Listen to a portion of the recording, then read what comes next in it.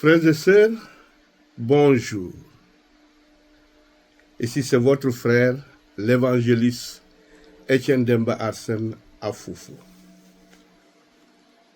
Me voici de nouveau devant vous pour vous parler de la parole du Seigneur dans l'évangile de Jean au chapitre 6.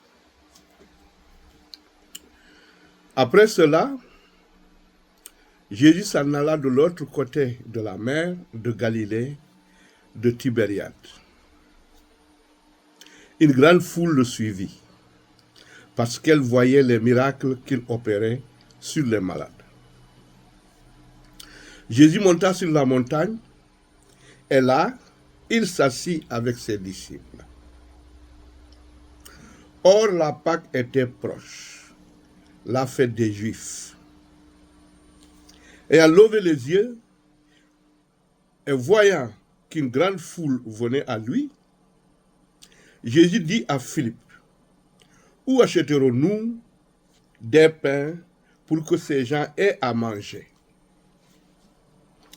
Il disait cela pour l'éprouver, car il savait ce qu'il allait faire. Philippe lui répondit, « Les pains qu'on aurait pour 200 deniers ne suffiraient pas pour que chacun en reçût un peu. » Un de ses disciples, André, frère de Simon-Pierre, lui dit, « Il y a ici un jeune garçon qui a 5 pains d'orge et 2 poissons. Mais qu'est-ce que cela pour tant de gens? » Jésus dit, « Faites-les asseoir. » Il y avait dans ce lieu beaucoup d'herbes. Ils s'assirent donc au nombre d'environ 5000 hommes.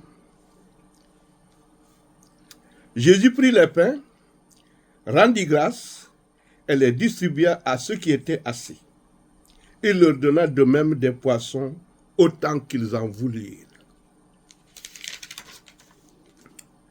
Lorsqu'ils furent rassasiés, il dit à ses disciples, « Ramassez les morceaux qui restent afin que rien ne se perde. » Ils les ramassèrent donc et ils remplirent 12 paniers avec les morceaux qui restèrent des 5 pains d'orge après que tous eurent mangé. Ces gens, ayant vu le miracle que Jésus avait fait, disaient, « Celui-ci est vraiment le prophète qui doit venir dans le monde. » Et Jésus, sachant qu'ils allaient venir l'enlever pour le faire roi, se retira de nouveau sur la montagne lui seul. Quand le soir fut venu, ses disciples descendirent au bord de la mer. Étant montés dans une barque, ils traversaient la mer pour se rendre à Capernaum. Il faisait déjà nuit, et Jésus ne les avait pas encore rejoints. Il soufflait un grand vent, et la mer était agitée. Après avoir ramé environ 25 ou 30 stades, ils virent Jésus marchant sur la mer et s'approchant de la barque. Et ils eurent peur. Mais Jésus leur dit, « C'est moi, n'ayez pas peur. » Ils voulaient donc le prendre dans la barque, et aussitôt la barque aborda au lieu où ils allaient. La foule qui était restée de l'autre côté de la mer avait remarqué qu'il ne se trouvait là qu'une seule barque, et que Jésus n'était pas monté dans cette barque avec ses disciples, mais qu'ils étaient partis seuls. Le lendemain, comme d'autres barques étaient arrivées de Tibériade, près du lieu où ils avaient mangé le pain, après que le Seigneur ait rendu grâce, les gens de la foule, ayant vu que ni Jésus, ni ses disciples n'étaient là, montèrent eux-mêmes dans ces barques et allèrent à Capernaum à la recherche de Jésus. Et l'ayant trouvé, au-delà de la mer, ils lui dirent, « Rabbi », ce qui signifie maître, « quand es-tu venu ici ?» Jésus leur répondit, « en vérité, je vous le dis, vous me cherchez, non parce que vous avez vu des miracles, mais parce que vous avez mangé des pains et que vous avez été rassasiés. Travaillez non pour la nourriture qui périt, mais pour celle qui subsiste pour la vie éternelle, et que le Fils de l'homme vous donnera, car c'est lui que le Père, que Dieu a marqué de son sceau. » Donc Jésus leur demande de faire des efforts, non pour les choses mondaines, qui ne durent pas, donc qui périssent, mais de faire des efforts dans la foi en Jésus, ayant ainsi la nourriture spirituelle, le Saint-Esprit,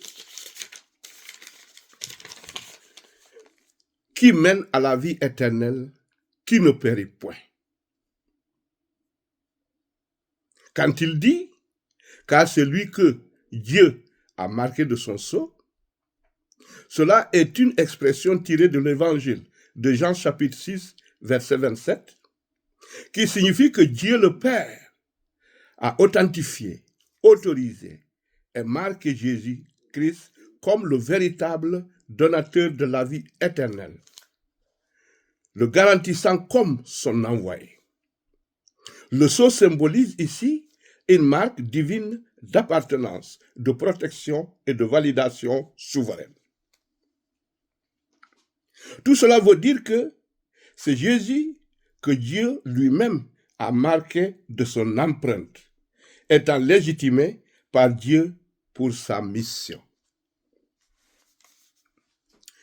Ils lui dirent, « Que devons-nous faire pour faire les œuvres de Dieu ?»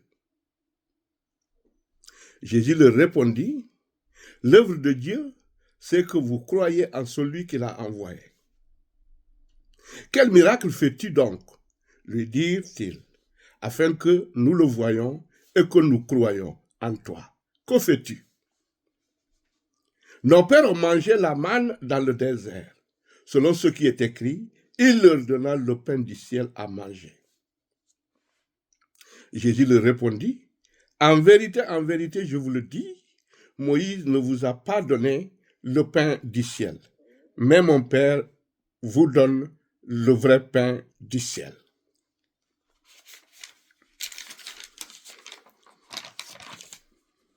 La manne, définie comme une nourriture miraculeuse envoyée par Dieu aux Hébreux dans le désert, Exode 16, quand ils étaient sortis d'Égypte, symbolise la providence divine et la dépendance spirituelle quotidienne. Le pain du ciel représente un don divin essentiel, préfigurant le Christ, le pain de vie qui donne la vie éternelle, contrairement à la manne physique qui ne sauvait que temporairement. Car le pain de Dieu, c'est celui qui descend du ciel et qui donne la vie éternelle.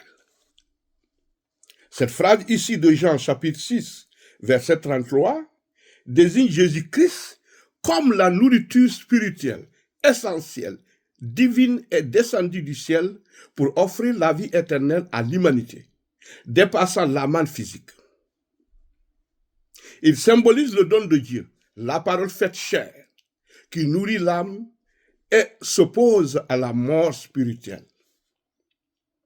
Le pain de Dieu, il s'agit de la véritable nourriture céleste, par opposition au pain terrestre. C'est la subsistance spirituelle offerte par Dieu, incarnée à la personne de Jésus. Descendu du ciel signifie que ce pain a une origine divine. Il ne vient pas de la terre.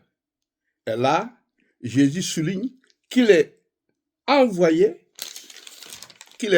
par le Père. Donner la vie au monde signifie que le but de ce pain est de communiquer la vie éternelle à toute l'humanité, et pas seulement au peuple d'Israël, contrairement à la manne dans le désert qui était destinée aux Juifs libérés de l'Égypte par Moïse et qui erraient dans le désert.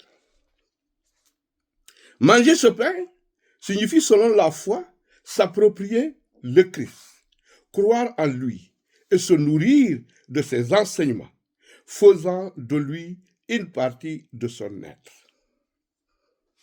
En résumé, ce pain de vie est Jésus qui satisfait la faim spirituelle, la foi, et assure la vie éternelle à quiconque croit en lui. Et lui dire, Seigneur, donne-nous toujours ce pain. Jésus leur dit, je suis le pain de vie. Celui qui vient à moi n'aura jamais faim, et celui qui croit à moi n'aura jamais soif. Mais je vous l'ai dit, vous m'avez vu et vous ne croyez point. Tout ce que le Père me donne viendra à moi, et je ne mettrai pas dehors celui qui vient à moi. Car je suis descendu du ciel pour faire non ma volonté, mais la volonté de celui qui m'a envoyé. Or, la volonté de celui qui m'a envoyé, c'est que je ne perde rien de tout ce qu'il m'a donné, mais que je le ressuscite au dernier jour.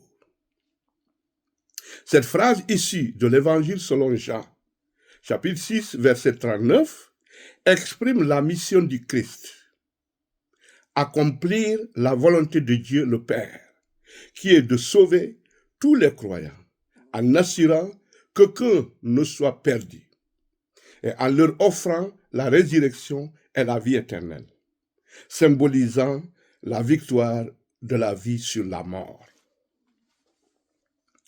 Or, envoyé, Jésus souligne que son obéissance totale à la volonté de Dieu est la base de son action. Que je ne perde rien de tout ce qu'il m'a donné, il s'agit de la protection spirituelle et de la préservation de ceux qui croient en lui pour qu'aucun ne soit perdu, mais que je le ressuscite au dernier jour. Et si Jésus promet la vie éternelle et la résurrection finale à ses disciples, scellant la victoire sur la mort.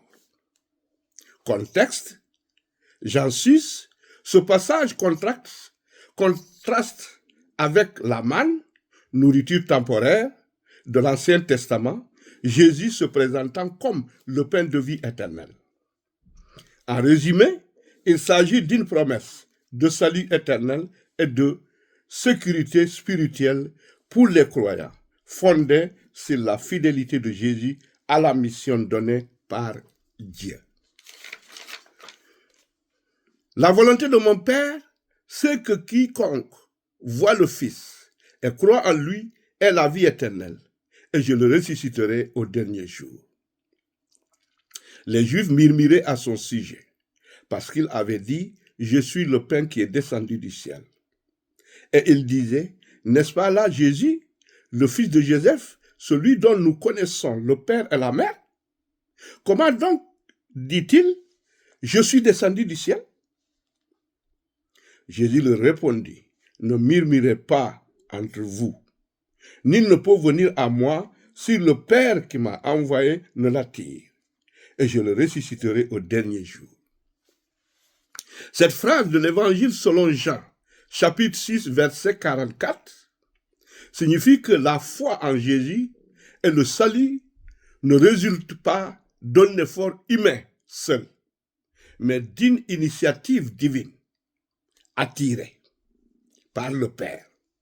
Dieu initie la démarche permettant la venue à Christ, suivie de la promesse de la résurrection au dernier jour.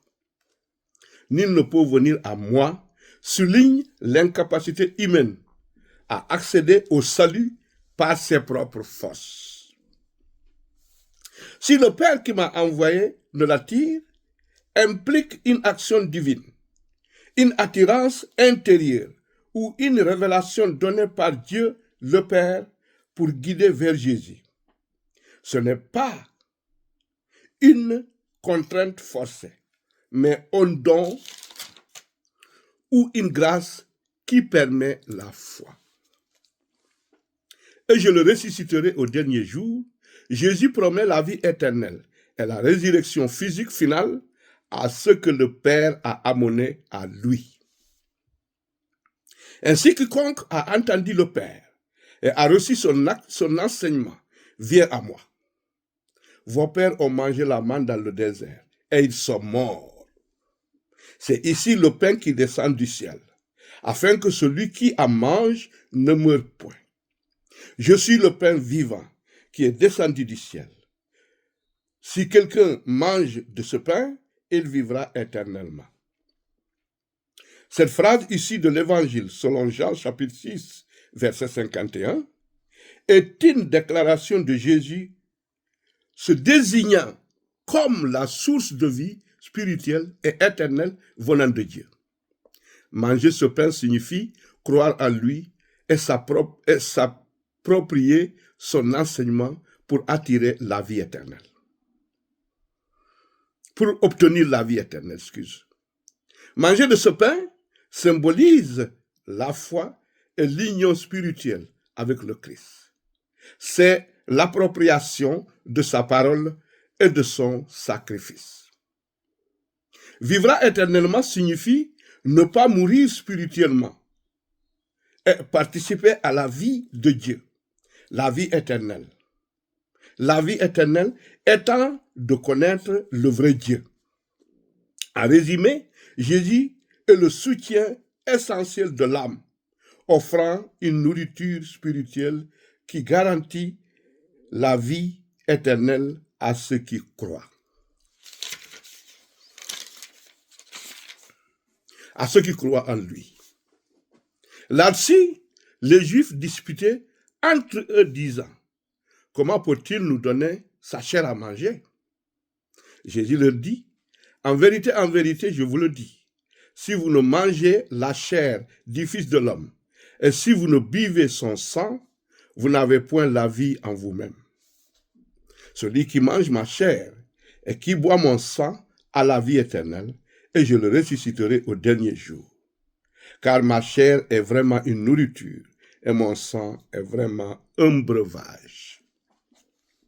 Cette phrase tirée de l'Évangile selon Jean, chapitre 6, verset 55, est le fondement de la doctrine eucharistique, de la présence réelle du Christ. Elle signifie que le pain et le vin consacrés deviennent en subsistance le corps et le sang de Jésus, offrant la vie éternelle à ceux qui communient, signifiant une union spirituelle intime.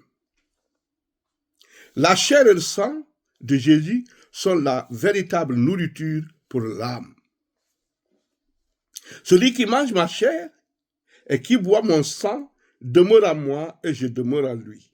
Comme le Père qui est vivant m'a envoyé et que je vis par le Père, ainsi celui qui me mange vivra par moi. Cette phrase ici de l'Évangile selon Jean, chapitre 6, verset 57, exprime l'union intime entre Jésus et Dieu et la vie éternelle offerte aux croyants. Elle signifie que Jésus tient sa vie et sa mission du Père, et que ceux qui croient en lui, qui le mangent, reçoivent la même vie divine. C'est ici le pain qui est descendu du ciel. Il n'en est pas comme de vos pères qui ont mangé la manne et qui sont morts. Celui qui mange ce pain vivra éternellement. Jésus dit ces choses dans la synagogue, enseignant à Capernaum. Plusieurs des disciples, après l'avoir entendu dire, cette parole est dure, qui peut l'écouter?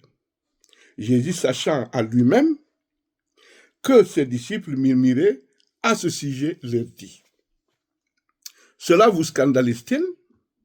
Et si vous voyez le Fils de l'homme monter où il était auparavant?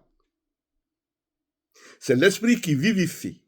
La chair ne sert à rien. Cela signifie que seule la dimension spirituelle, l'esprit, le Saint-Esprit, donne la vie éternelle et la compréhension divine. Tandis que la réalité physique et matérielle, la chair, est impuissante à sauver ou à donner la vie spirituelle. L'esprit vivifie l'être intérieur, contrairement à la chair qui est éphémère. Les paroles que je vous dis, les paroles que je vous ai dites, sont esprit et vie. Mais il en est parmi vous quelques-uns qui ne croient point.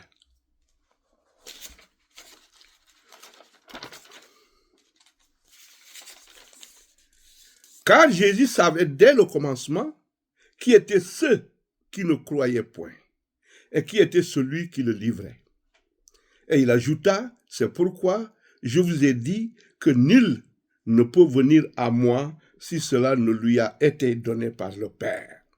Cette phrase tirée de l'évangile de Jean, chapitre 6, du verset 44 au verset 65, signifie que la foi en Jésus-Christ n'est pas le fruit d'un simple effort humain, mais un don spirituel de Dieu le Père. Il attire les hommes vers son Fils, rendant possible la compréhension et l'acceptation de son message de salut. Dès ce moment, plusieurs de ses disciples se retirèrent. Là, je peux m'arrêter pour vous expliquer que aujourd'hui, on parle de 12 apôtres et de Judas le démon. Mais il faut savoir que au commencement, les disciples de Jésus étaient très nombreux. Donc la séparation a eu lieu quand Jésus a fait cette déclaration et ils sont restés que 12. Et ils n'allaient plus avec lui. Ils se retirèrent et n'allaient plus avec lui. Jésus donc dit aux 12, et vous, ne voulez-vous pas aussi vous en aller? Simon-Pierre lui répondit, Seigneur, à qui irions-nous? Tu as les paroles de la vie éternelle. Et nous avons cru, et nous avons connu que tu es le Christ, le Saint de Dieu. Jésus leur répondit, n'est-ce pas moi qui vous ai choisi, vous les 12, et l'un de vous est un démon, donc vous voyez. Donc, quand les disciples, beaucoup de disciples qui étaient avec lui, l'ont abandonné, et il y avait 12, et les 12 pensaient que c'est par leur compréhension, par leur compréhension, ils ont pu rester parce qu'ils avaient compris que Jésus était le Saint de Dieu. Jésus leur dit, ce n'est pas moi-même qui vous ai choisi. Donc, il y a eu les disciples qui étaient avec Jésus ont été choisis depuis le commencement du monde par Dieu. Et si Jésus dit, c'est moi qui vous ai choisi, c'est parce que lui, il est Dieu. Il est le Saint-Esprit, il est Dieu. C'est pour cela qu'il dit à Simon-Pierre, n'est-ce pas moi qui vous ai choisi?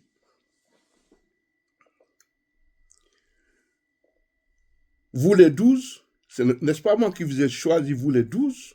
Et l'un de vous est un démon. Il parlait de Judas Iscario, fils de Simon, car c'était lui qui devait le livrer, lui l'un des 12. Frères et sœurs, ici s'arrête aujourd'hui mon message dans l'évangile de Jean chapitre 6. Je vous salue très vigoureusement et à la prochaine fois. Merci.